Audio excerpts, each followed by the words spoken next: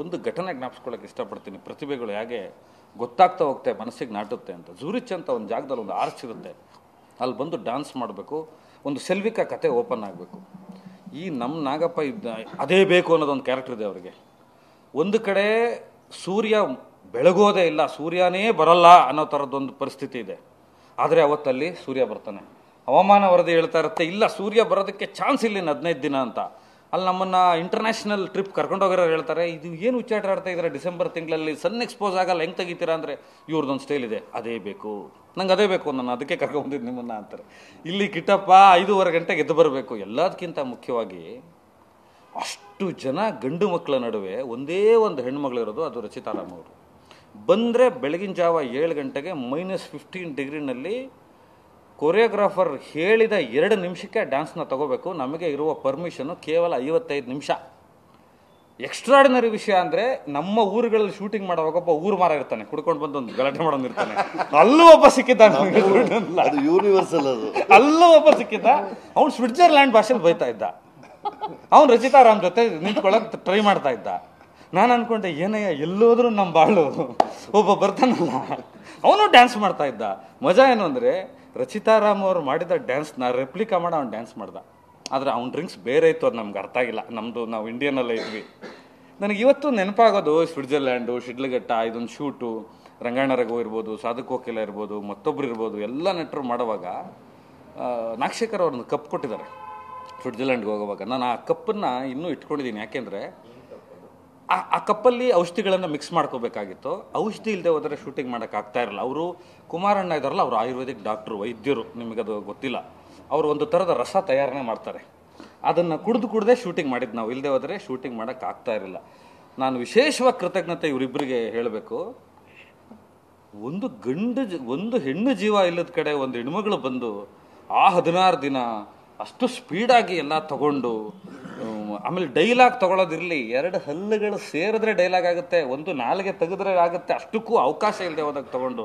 ನಿಜವಾಗ್ಲೂ ಹೇಳ್ತೀನಿ, ಇವರು ಪ್ರತಿಭಾವಂತೆ ಅಂತ ಅನಿಸ್ಬಿಡ್ತು ನನಗೆ ಅವತ್ತು. ಯಾಕಂದ್ರೆ ನಾನು ಇವರು ಜಡ್ಜ್ಗಳಾಗೆ ನೋಡಿದ್ದು, ಯಾವ್ಯಾವುದೋ ಶೋಗಳಲ್ಲಿ ಜಡ್ಜಾಗಿ ಕೂತಿರ್ತಾರೆ, ಸಿನಿಮಾಗಳು ನೋಡಿದ್ವಿ, ಜೀವಂತವಾಗಿ ನೋಡಿದ್ದೆ ಯಾವುದೋ ಒಂದು ಶೋನಲ್ಲಿ ಮೊದಲನೇ ಸಲ ಸ್ವಿಟ್ಜರ್ಲ್ಯಾಂಡಲ್ಲಿ ಪರಿಚಯ ಆಗಿದ್ದು.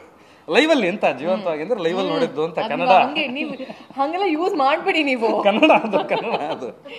ಅಂದ್ರೆ ಈ ಸಿನಿಮಾನ ಅಷ್ಟು ಜೀವಂತವಾಗಿ ಇಟ್ಟಿದ್ದಾರೆ. ನಿಮಗೆ ಈ ಸಿನಿಮಾದಲ್ಲಿ ಒಂದು ಹೊಸ ರಚಿತಾರಾಮ್ ಕಾಣ್ತಾರೆ. ನನಗೆ ಅವರನ್ನು ನೋಡಿದಾಗೆಲ್ಲ ಬಂಧನದ ಸುಹಾಸಿನಿ, ಮುತ್ತಿನಹಾರದ ಹಿರಿಯ ನಟರ ಕಲಾವಿದರಾದಂಥ ಸುಹಾಸಿನಿಯವರು, ಈ ಥರದವರೆಲ್ಲ ನೆನಪಾಗೋರು, ಆ ರಿಸೆಂಬಲ್ ಬರೋದು ಈ ಪಾತ್ರಕ್ಕೆ. Thank you sir. ಎಲ್ಲ ಸೀರಿಯಸ್ ಆಗಿ ಹೇಳ್ತೀನಿ, ಸೀರಿಯಸ್ಲಿ ನಾನು ಹೇಳ್ತಾ ಇದ್ದೀನಿ, ಆದರೆ ತಮಾಷೆಗೆ ಹೇಳ್ತೀನಿ ಅಷ್ಟೇ. ಸೊ ಚೇತನ್ ಚಂದ್ರ ಅವ್ರು ಆಡಾದ್ರು. ಯಾವ ಆ್ಯಂಗಲಿಂದ ಅವರು ಡಾಕ್ಟರ್ ಥರ ಕಾಣ್ತಾರೆ ನಿಮಗೆ? ನಾಗಶೇಖರಿಗೆ ಮಾತ್ರ ಅವ್ರು ಡಾಕ್ಟರ್ ಥರ ಕಂಡ್ರು. ಒಂದು ಒಳ್ಳೆ ಪಾತ್ರ ನಿಭಾಯಿಸಿದ್ದಾರೆ. ಒಂದಂತೂ ಹೇಳ್ತೀನಿ, ಈ ಕಾಲಘಟ್ಟದ ವಾಯ್ಲೆನ್ಸ್ ಕಾಲಘಟ್ಟದಲ್ಲಿ ಒಂದು ವಾಯ್ಲಿನ್ ಆದಂಥ ಕಥೆಯನ್ನು ನೀವು ನೋಡ್ಬೋದು, ವಾಯ್ಲಿನ್ ಆದಂಥ ಒಂದು ಕಥೆಯನ್ನು ನೋಡ್ಬೋದು. ನಾವು ಒಬ್ಬರನ್ನ ಜ್ಞಾಪಿಸ್ಕೋಬೇಕು. ಈಗ ಹೊತ್ತು ಕೂತಾಗ ಮಾಫಿಗೌಡ ಅಂತ ಒಬ್ಬರು ಸ್ನೇಹಿತರು, ಅವರು ಎಷ್ಟು ಒಳ್ಳೆಯ ಮನುಷ್ಯ ಅಂತಂದರೆ, ನಾಗಶೇಖರ್ ಅವ್ರಿಗೆ, ಛಲವಾದಿ ಕುಮಾರ್ ಅವ್ರಿಗೆ, ಕಿಟ್ಟಪ್ಪನಿಗೆ, ಎಲ್ರಿಗೂ ನಮಗೆಲ್ಲ ಅತ್ಯಂತ ಆತ್ಮೀಯ ಸ್ನೇಹಿತರು. ಅವರು ವೀಕೆಂಡ್ ವಿತ್ ರಮೇಶಲ್ಲಿ ಇವರೆಲ್ಲ ರಮ್ಯಾ ಬಗ್ಗೆ ಮಾತನಾಡಕ್ಕೆ ಹೋದಾಗ ಇವರು 3 ಜನ ಸೇರ್ಕೊಂಡು ಕಳ್ಳರ ಒಂದು ಸಿನಿಮಾ ಪ್ಲಾನ್ ಮಾಡಿ ಸಂಜು ಬೆಟ್ಸ್ ಗೀತಾ 2 ಅಂತ ಅನೌನ್ಸ್ ಮಾಡಿದ್ರು. ಈ ಥರ ಒಂದು ಸಿನಿಮಾ ಶುರುವಾಯಿತು. ಮಾಫಿಗೌಡರು ಇವತ್ತು ನಮ್ಮ ನಡುವೆ ಇಲ್ಲ. ಖಂಡಿತ ಹೇಳ್ತೀನಿ, ಈ ಸಿನಿಮಾ ಮುಗಿಸ್ಕೊಂಡು ಬಂದ ಮೇಲೆ ನಮ್ಮ ನಡುವೆ ಇಲ್ಲದವರು ಮತ್ತು ನಮ್ಮ ನಡುವೆ ಇರುವವರ ನಿಜವಾದ ಕಾಳಜಿ, ಅವರ ಉಪಸ್ಥಿತಿ, ಅವರ ಪ್ರಸ್ತುತಿ ನಮ್ಮ ಜೀವನಕ್ಕೆ ಅವ್ರು ಎಷ್ಟು ಬೇಕು ಅನ್ನೋದನ್ನು ತುಂಬ ಕಾಡುವಂಥ ಸಿನಿಮಾ ಇದು. ತುಂಬ ಸಿನಿಮಾಗಳು ನೋಡೋ ಥರ ಮಾಡ್ತಾರೆ, ಆದರೂ ಇದು ಕಾಡುವಂಥ ಸಿನಿಮಾನ ಈ ತಂಡ ಅಷ್ಟು ದೊಡ್ಡ ಬಜೆಟಲ್ಲಿ ಮಾಡಿದೆ. ಅದಕ್ಕೆ ಒಂದು ಚಾಲೆಂಜ್ ಮಾಡಿದ್ದಾರೆ ಛಲವಾದಿ ಕುಮಾರ್ ಅವರು.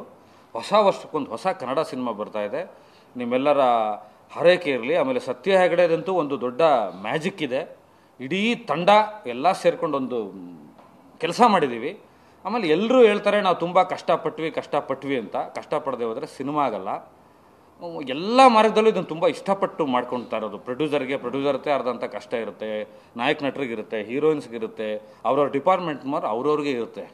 ಸೀನೇ ಇಲ್ಲದ ಸೀನನ್ನು ಸ್ವಿಟ್ಜರ್ಲ್ಯಾಂಡಲ್ಲಿ ಎಷ್ಟು ಸಾವಿರ ಅಡಿ, ಅದು 16,000 ಅಡಿ 17,000 ಅಡಿ ಹೋದ್ಮೇಲೆ ಅವನು ಗ್ಲಾಸ್ ಹೌಸ್ ಸಿಕ್ತಂದ ತಕ್ಷಣ ನಾನು ಇಲ್ಲೊಂದು ಸೀನ್ ಮಾಡಬೇಕು, ಈಗ ಸೀನ್ ಬರೀ ಅನ್ನೋದಕ್ಕೆ ರೈಟ್ರಿಗೆ ಒಂದು ಕಷ್ಟ ಇರುತ್ತೆ, ಗೊತ್ತಿರಲ್ಲ ವಿಷಯ. ಆಮೇಲೆ ಅಲ್ಲಿ ಈಗ ರಚಿತಾರಾಮ್ನ ಈ ರಾಣಿ ಮಾಡು ಇಮಿಡಿಯೇಟ್ ಆಗಿ ಅಂತ ರಾತ್ರಿ ಡಿಸ್ಕಷನ್ ಆಗುತ್ತೆ 3 ಗಂಟೆ ತನಕ. ಯಾಕಂದರೆ ಕೆಳಗಡೆ ಉರಿ ಹಾಕಿದವ್ರೆ ನಿದ್ದೆ ಬರಲ್ಲ ಸ್ವಿಟ್ಜರ್ಲ್ಯಾಂಡಲ್ಲಿ. ಅಲ್ಲೊಬ್ರು ಬೆಂಕಿ ಕಾಯ್ಸೋಕೊಬ್ರು ಬೇಕು, ಹಾಸಿಗೆಗೆಲ್ಲ ಬೆಂಕಿ ಕೊಡಬೇಕು. ಈ ಪರಿಸ್ಥಿತಿಯಲ್ಲಿ ಬೆಳಗ್ಗೆ ರಚಿತಾರಾಮ್ ಅವರು ಸೆಲ್ವಿಕಾ ಆಗಬೇಕು, ರಾಣಿ ಆಗಬೇಕು. ಬಹುಶಃ ನಿಮ್ಗೆ ಆ ರಾಣಿಯ ಕತೆ ಗೊತ್ತಿರಲಿಕ್ಕಿಲ್ಲ, ನನಗೆ ಹೇಳಲ್ಲ, ಸಿನಿಮಾದಲ್ಲಿ ನೋಡಿ. ರಚಿತಾರಾಮ್ ಅವ್ರಿಗೂ ಗೊತ್ತಿಲ್ಲ ಸೆಲ್ವಿಕಾ ಅಂದರೆ ಕೌನೇ ಅಂತಾರೆ ಅವರು. ಬೆಳಗ್ಗೆ ಬಂದ್ಬಿಟ್ಟು ಈಗ ನೀವು ಸೆಲ್ವಿಕಾ ಆಗಬೇಕು, ಇದೊಂದು ಫ್ಲವರ್ ಇದೆ, ಅಲ್ಲೊಂದು ಹೂವಿನ ಕಥೆ ಇದೆ, ಒಂದು ರೇಷ್ಮೆ ಹುಳುವಿನ ಕಥೆ ಇದೆ.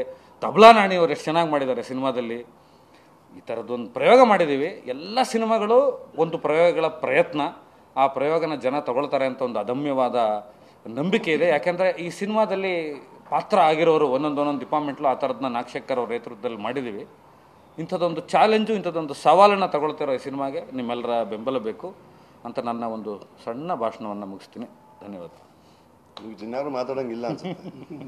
ಏನು ವಿಷಯ ನೋಡೋದಿಲ್ಲ.